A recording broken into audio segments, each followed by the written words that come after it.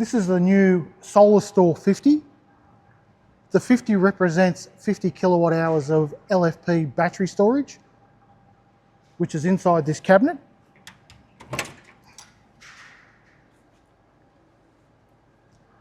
There's 10 modules there.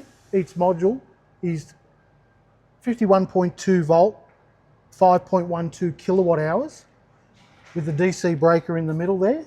So it's got a 250 amp main DC isolator, and then we have 5 batteries, and then 5 batteries each go to that isolator.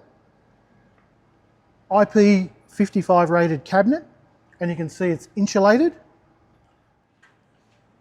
This particular cabinet has the Ekrano 7-inch touchscreen fitted to it. Slightly higher resolution than the 5-inch screen. Really, really nice. We've put Victron on this one simply because it's going to be an indoor rated setup. So we've got a Victron MPPT RS 450-200. So 4 solar trackers, 200 amps. On the other side, we've fitted a Victron MutilPlus.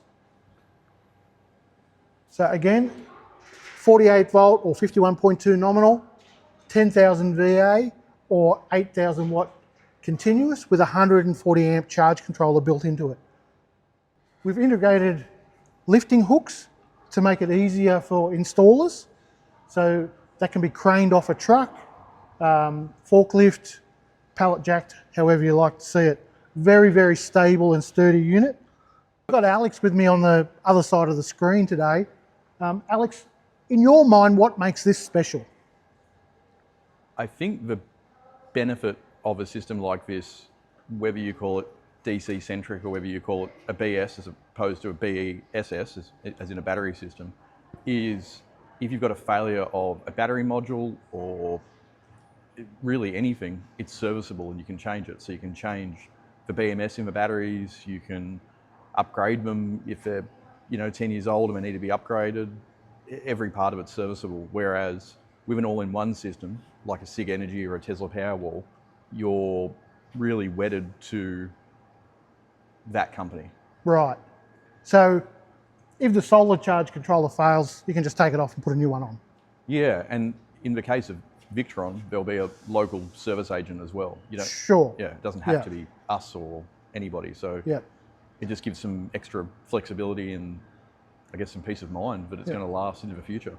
And if we have a problem with one of the battery modules, Alex, what happens? So for example, if I flicked one off right now and isolated it, the system will just keep running. Yeah, nothing changes because they're all 51.2 volt batteries in parallel. So if any one doesn't work, that's fine. Okay. And I notice you've got CAN bus connected to these. Any reason why we should or should not have CAN bus? I guess mainly data. So the CAN bus will report state of charge and temperatures and those types of things to the inverter.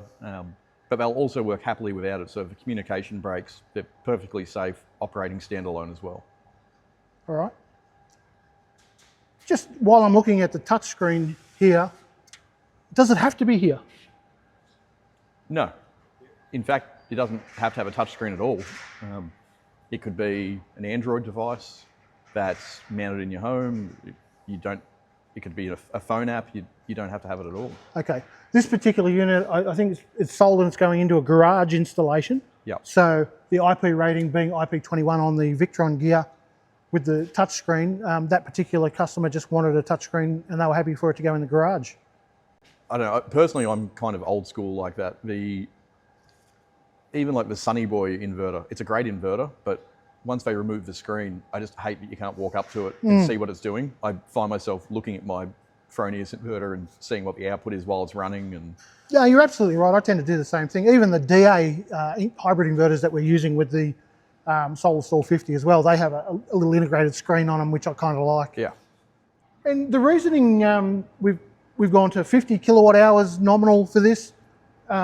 Sure, it does evolve around the cheaper home batteries program, but also longevity in batteries as well, Alex. People don't probably fully understand, if you've only half filled the cabinet and you're tanking it every day, so 100% down to 20 or 0, you know, it's going to have a massive effect on cycle life. So that's why we're talking about possibly adding more batteries for certain situations. And what about marrying that to solar? What's that going to do to us if, in this particular case, probably not going to be an issue because we can have up to 200 amps of solar, which is around 10 kilowatt. So 10 kilowatt, peak of summer. Easily. Yeah. So you touched on cycle life with the batteries being 50 kilowatt hours and depth of discharge. How long can we expect a system like this to last? I think you'd expect it to last at least 10 years or 15 years.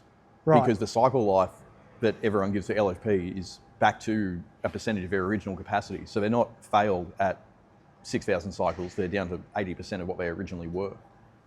Okay. Is it worth touching on, there's been a bit of media flurry about the Powerwall 2 now being recalled. What's different to this compared to a Powerwall 2? Interestingly, they're NMC. I only discovered this recently. I thought they were LFP, but they're not. And so they're a far more volatile chemistry. Now, I think with the Powerwall 2s catching fire, I think it's only a limited batch. I don't think it's a lot of them. And I assume they're probably very well engineered. But that's an example of an all-in-one. Once that fails or something happens, you're stuck with Tesla. You have to go to them, you have to fix it.